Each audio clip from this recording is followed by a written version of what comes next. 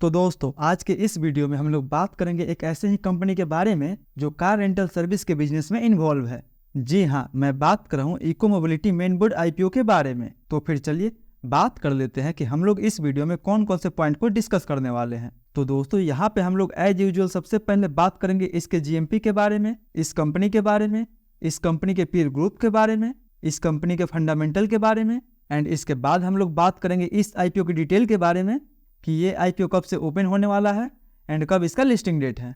And सबसे last में हम लोग बात करेंगे इस वीडियो के कंक्लूजन के बारे में कि क्या हमें इस आईपीओ में अप्लाई करनी चाहिए या फिर नहीं करनी चाहिए, और अगर अप्लाई करनी चाहिए तो लिस्टिंग गेन के हिसाब से करनी चाहिए या फिर लॉन्ग टर्म के हिसाब से करनी चाहिए। इसीलिए दोस्तों इस वीडियो को पूरा देखें, हो सके तो इस वीडियो को 1.5 के स्पीड पे देख ले, पर इस वीडियो को पूरा देखें ताकि आपको इस आईपीओ के साथ क्या करनी चाहिए उसका एक क्लियर पिक्चर मिल सके। तो फिर चलिए बिना किसी देरी के सीधे वीडियो में आगे बढ़ते हैं और सबसे पहले बात कर लेते हैं इस आईपीओ के जीएमपी के बारे में। तो दोस्तों अगर बात करते हैं इस आईपीओ के जीएमपी के बारे में तो ग्रे मार्केट में अभी इस आईपीओ का 15 से 20% के आसपास डिमांड बना हुआ है। तो अगर 20% के हिसाब से भी देखा जाए तो पर शेयर पे हमें 66 रुपये का प्रॉफिट बता रहा है, 44 शेयर का लॉट है, उस हिसाब से हमें मैक्स टू मैक्स 3000 तक का प्रॉफिट देखने को मिल सकता है पर लॉट पे। मतलब दोस्तों अगर लिस्टिंग डे के दिन तक इसका जीएमपी में 15 से 20% का डिमांड बना रहता है तो हमें एक डिसेंट लिस्टिंग गेन मिल सकता है इसके आईपीओ पे। पर एज यूजुअल मैं आपको यहाँ फिर से रिमाइंड करना चाहूंगा कि हमें किसी भी आईपीओ में उसके जीएमपी पे पूरा विश्वास नहीं करना चाहिए, क्योंकि जीएमपी एक अनुमानित प्राइस होता है जो मार्केट के सिचुएशंस के अनुसार कभी भी ऊपर नीचे हो सकता है। इसीलिए हमें किसी भी आईपीओ में इन्वेस्ट करने से पहले उस कंपनी का काम एंड उस कंपनी के फंडामेंटल को अच्छे से समझकर ही इन्वेस्ट करना चाहिए। तो फिर चलिए बस इसी बात को ध्यान में रखते हुए बात कर लेते हैं इस कंपनी के बारे में। तो दोस्तों ये कंपनी 1996 में इनकॉर्पोरेट हुई थी, यानी देखा जाए तो ये कंपनी लगभग 28 साल से अपनी सर्विस प्रोवाइड कर रही है मार्केट में, जो कंपनी के लिए काफ़ी अच्छी बात है। बट वहीं बात करते हैं कि ये कंपनी काम क्या करती है। तो दोस्तों ये एक कार रेंटल कंपनी है जो अपनी कार को दूसरे के पास रेंट पे देती है, यानी जो भी बड़े बड़े कंपनी में एम्प्लॉय ट्रांसपोर्ट के लिए कार यूज होता है उन सभी कार को ये कंपनी रेंट पे देती है। एंड ये कंपनी अपना सर्विस कई फॉर्च्यून 500 कंपनी को देती है, जिसमें से कुछ जाना माना नाम जैसे IndiGo, HCL, Safexpress, Deloitte, IndusInd Bank, HDFC, Thomas Cook, Walmart Global and DreamFolks जैसी और भी बहुत सारी कंपनियों को ये कंपनी अपनी सर्विस प्रोवाइड करती है। एंड इस कंपनी के पास अलग अलग कैटेगरी में लगभग 12,000 से ज़्यादा कार मौजूद है, यानी देखा जाए तो वो या तो इकोनॉमी क्लास हो गया, लग्जरी क्लास हो गया, मिनी वैन्स हो गया या फिर लगेज वैन्स हो गया। मतलब इस कंपनी के पास हर तरह का वो कार है जिसको बड़े बड़े फॉर्च्यून कंपनी अपने कस्टमर के नीड के अनुसार यूज करते हैं। एंड वहीं भारत के कुछ सिटी में ये कंपनी अपना सेल्फ ड्रिवन कार भी रेंट पे देती है, जैसे दिल्ली हो गया, गुड़गांव हो गया, मुंबई हो गया, बेंगलुरु हो गया। यानी इन सब सिटी में अगर आप चाहे तो आप खुद का अपना एक ड्राइवर हायर कर सकते हैं या आप चाहे तो सेल्फ ड्राइव भी कर सकते हैं।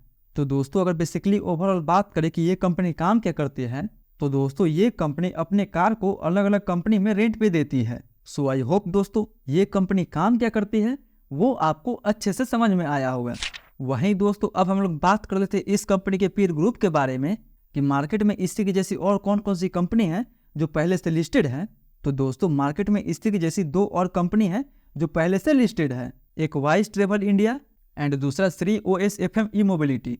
एंड वाइस ट्रेवल इंडिया तो अभी हाल ही का एक लिस्टेड कंपनी है जिसका आईपीओ 2023 में ही आया था, बट श्री OSFM मार्केट में काफ़ी समय से लिस्टेड है। तो अगर इन दोनों का हम पिछले एक साल का रिटर्न देखें तो दोस्तों वाइस ट्रेवल पिछले एक साल में लगभग 18% का रिटर्न दिया है, जबकि श्री OSFM का बात करें तो ये स्टॉक्स पिछले एक सालों में 200% तक का रिटर्न दिया हुआ है। यानी दोस्तों इसके पीर को देखते हुए हम अंदाजा लगा सकते हैं कि इस सेक्टर में हमें लॉन्ग टर्म में काफ़ी अच्छा खासा रिटर्न देखने को मिल सकता है।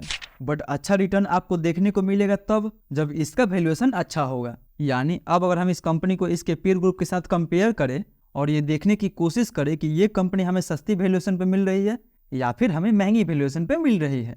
तो दोस्तों अगर सबसे पहले हम इको का अर्निंग पर शेयर देखें तो इसका अर्निंग पर शेयर लगभग 10 रुपये के आसपास है, जबकि इससे मार्केट कैप में छोटी कंपनी का अर्निंग पर शेयर लगभग 13 रुपये के आसपास है।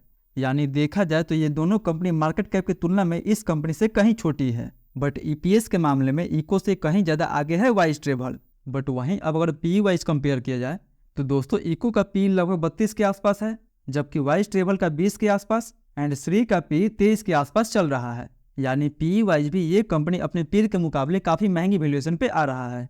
मतलब अर्निंग पर शेयर के मामले में कम है एंड पी के मामले में कहीं ज़्यादा है। बट ओवरऑल इस आईपीओ को हम इसके इंडस्ट्री पी से कंपेयर करें तो दोस्तों इसका इंडस्ट्री पी भी लगभग 32 के आसपास है। यानी देखा जाए तो ये जो कंपनी है वो अपना आईपीओ एक फेयर वैल्यूएशन पे ला रही है। मतलब अपने पीर के मुकाबले तो महंगी वैल्यूएशन पे ला रही है, बट इंडस्ट्री के मुकाबले ये कंपनी अपना आईपीओ फेयर वैल्यूएशन पे ला रही है। वहीं अब हम लोग बात कर लेते हैं इस कंपनी के फंडामेंटल के बारे में। तो दोस्तों इस कंपनी के एसेट एंड इस कंपनी के रेवेन्यू में तो ईयर ऑन ईयर बेसिस पे काफ़ी अच्छा ग्रोथ देखने को मिला है। बट वहीं अगर इस कंपनी के प्रॉफिट पे फोकस किया जाए तो 2022 से 2024 तक इस कंपनी का जो प्रॉफिट है वो 6 टाइम के आसपास तक इंक्रीज हुआ है। यानी 2 साल में ही इसके प्रॉफिट में 600% से ज़्यादा का इंक्रीज हमें देखने को मिला है। बट वहीं 2023 से 2024 के बीच में देखा जाए तो पिछले 1 सालों में इसके प्रॉफिट में लगभग 50% तक का हमें इंक्रीज देखने को मिला है। यानी ये कंपनी प्रॉफिटेबल है, जो काफ़ी अच्छी बात है। वहीं इसके रिजर्व एंड सरप्लस के बारे में बात करें तो इसका रिजर्व एंड सरप्लस भी ईयर ऑन ईयर बेसिस पे काफ़ी अच्छा खासा ग्रो हो रहा है। एंड फिलहाल FY24 तक इस कंपनी के पास 165 करोड़ का रिजर्व मौजूद था। बट रिजर्व एंड सरप्लस की तुलना में कंपनी का टोटल बोरोइंग के बारे में बात करें तो कंपनी के पास अभी तक फिलहाल 21 करोड़ का बोरोइंग है, जिसको कंपनी पिछले साल की तुलना में कुछ हद तक डिक्रीज की है।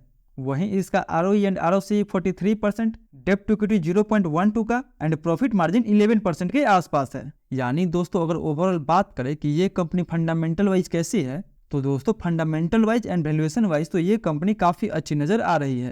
वहीं अब हम लोग बात कर लेते हैं इस आईपीओ के डिटेल के बारे में। तो ये आईपीओ 28 से 30 अगस्त तक खुला रहेगा, जिसका प्राइसमेंट 318 रुपये से लेकर 334 रुपये पर शेयर रखा गया है।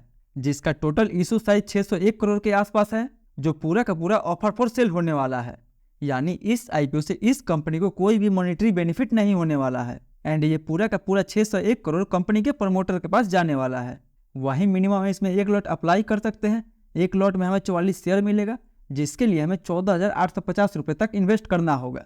वहीं इस आईपीओ में 2 रुपये के फेस वैल्यू पे 35% का रिटेल कोटा रखा गया है। यानी ये रिटेल के लिए काफ़ी अच्छी बात है कि उनको इस आईपीओ में 35% का कोटा दिया गया है।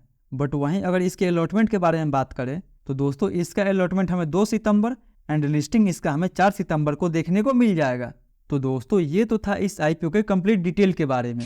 वहीं अब हम लोग बात कर लेते हैं इस वीडियो के कंक्लूजन के बारे में कि इस आईपीओ में हमें अप्लाई करनी चाहिए या फिर नहीं करनी चाहिए। तो दोस्तों यहाँ पे हम लोग सबसे पहले बात करेंगे कि क्या हमें इस आईपीओ में लिस्टिंग गेन के लिए अप्लाई करनी चाहिए या फिर नहीं करनी चाहिए। तो दोस्तों फिलहाल अभी इसका ग्रे मार्केट में 15 से 20% के आसपास डिमांड चल रहा है। तो अगर इसका डिमांड दूसरे और तीसरे दिन तक भी ऐसे ही बना रहता है तब आप इसमें लिस्टिंग गेन के लिए भी जरूर अप्लाई कर सकते हैं। बट अगर इसका डिमांड 15% के नीचे जाता है तो इस आईपीओ को आप लिस्टिंग गेन के हिसाब से बिल्कुल अवॉइड कर सकते हैं, क्योंकि 15% के जीएमपी पे हम उतना रिलाई नहीं कर सकते हैं। तो इसीलिए इसके रेगुलर जीएमपी को ट्रैक करते रहिए एंड अगर इसके जीएमपी में 15% से ऊपर डिमांड हो तो वहीं इस आईपीओ में आप लिस्टिंग गेन के लिए अप्लाई करिए। एंड दोस्तों अगर आपको किसी भी आईपीओ के लेटेस्ट जीएमपी के बारे में जानकारी चाहिए तो उसके लिए सिंपली आप हमारे टेलीग्राम ग्रुप से जुड़ सकते हैं, जिसका लिंक डिस्क्रिप्शन बॉक्स में दिया गया है। वहीं अब हम लोग बात कर लेते हैं कि क्या इस आईपीओ में हमें लॉन्ग टर्म के लिए अप्लाई करनी चाहिए या फिर नहीं करनी चाहिए। तो दोस्तों जैसे कि इसके पीर ग्रुप को देख के हम अनुमान लगा सकते हैं कि ये कंपनी जिस सेक्टर में काम करती है वो सेक्टर लॉन्ग टर्म के लिए काफ़ी अच्छा रह सकता है एंड बाकी बात इस कंपनी का फंडामेंटल भी ठीक है। वही ये जो पूरा का पूरा आईपीओ ओएफएस के अंदर आ रहा है वो एक निगेटिव बात है। यानी इस आईपीओ से इस कंपनी को कोई बेनिफिट नहीं होने वाला है एंड उल्टा में इसके प्रमोटर इस कंपनी से एग्जिट भी ले रहे हैं। बाकी बात कहीं ना कहीं इस कंपनी का वैल्यूएशन भी ठीक है एंड कंपनी का फंडामेंटल भी ठीक है। तो आप चाहे तो इस आईपीओ में आप मीडियम टू लॉन्ग टर्म के लिए अप्लाई कर सकते हैं। तो दोस्तों ये तो था मेरा पूरा व्यू इस आईपीओ के लेके। आपका क्या व्यू है और कौन कौन इस आईपीओ में अप्लाई करने वाला है वो हमें कमेंट करके जरूर बताएं। तो आई होप दोस्तों आज का ये आईपीओ रिव्यू आपको काफ़ी पसंद आया होगा। अगर वीडियो पसंद आया हो तो वीडियो को लाइक करें, चैनल को सब्सक्राइब करें एंड जो भी आपका सवाल है वो हमसे कमेंट करके ज़रूर पूछें। फिर मिलते हैं अगले वीडियो में, तब तक के लिए धन्यवाद।